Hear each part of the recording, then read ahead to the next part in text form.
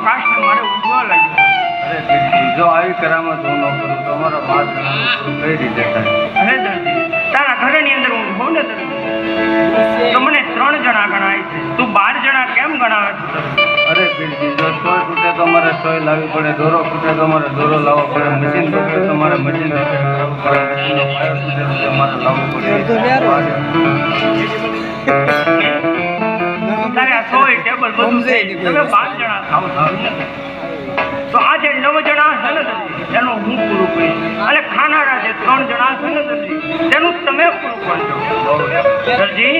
આ જો બધી લાલ કે લીલું કાપડની ચોરી ન કરતો હો દરજી, કારણ કે લાલ અને લીલું કાપડ પીળી પીળાય, પીળી પીળાય, પીળી પીળાય.